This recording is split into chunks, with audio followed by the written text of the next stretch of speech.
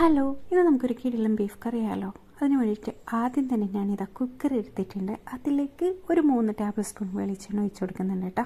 പിന്നെ ഇതാ 1.5 ഉള്ളി, ഒരു ഉള്ളിയും 1ൻ്റെ പകുതിയും അതും ഇട്ട് കൊടുത്തിട്ടുണ്ട്. അതിലേക്ക് 1/2 ടീസ്പൂൺ ചെറിയ ജീരകം, ആവശ്യത്തിനുള്ള ഉപ്പും കൂടി ഇട്ട് കൊടുത്ത് അത് നല്ലപോലെ ഒന്ന് മിക്സ് ചെയ്ത് കൊടുക്കുന്നുണ്ട് കേട്ടോ.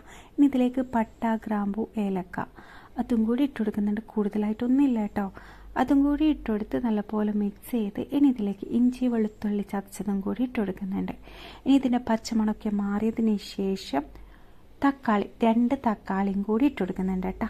അത് വിട്ട് അതൊന്ന് നല്ലപോലെ വാടി വരുന്ന ടൈം ഇതിലേക്ക് ഞാൻ 3/4 കിലോ ബീഫാട്ടോ ഇട്ട് കൊടുത്തിട്ടുള്ളത്. ആ ടൈമിൽ ഞാൻ എരിവിന് ആവശ്യമായിട്ടുള്ള പച്ചമുളകും കൂടി ഇട്ട് കൊടുക്കുന്നുണ്ട്. ഇനി ഇതിലേക്ക് മുളക് പൊടിയും കൂടി ഇട്ട് കൊടുക്കുന്നുണ്ട് കേട്ടോ.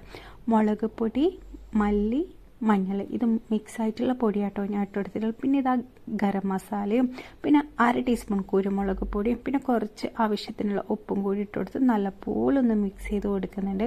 പിന്നെ ബീഫിൽ നിന്ന് തന്നെ അത്യാവശ്യം വെള്ളം ഇറങ്ങി വരും. പക്ഷേ എന്നാലും ഞാൻ ഒരു 1/4 കപ്പ് വെള്ളം കൂടി ഒഴിച്ചു കൊടുത്ത് കുറച്ച് മല്ലിച്ചപ്പ്, കരിവേപ്പിലയും കൂടി ഇട്ട് കൊടുക്കുന്നുണ്ട്.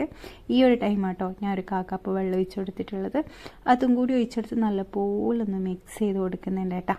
ഇനി ഇത് നമുക്കൊന്ന് ആദ്യം ഹൈ ഫ്ലെയിമിൽ വെച്ചിട്ട് ഒരു വിസിൽ, പിന്നെ ലോ ഫ്ലെയിമിൽ കേട്ടോ. ടോട്ടൽ ഞാൻ 5 വിസിൽ ഞാൻ വേവിക്കുന്നുണ്ട് കേട്ടോ. പിന്നെ ഓരോരോ കുക്കറിനനുസരിച്ചിട്ട് വേവ് വ്യത്യാസമായിരിക്കും. അങ്ങനെ ഇതാ 5 വിസിലിന് ശേഷം നമ്മളെ കിടിലൻ ബീഫ് കറി റെഡി ആയിട്ടുണ്ട്.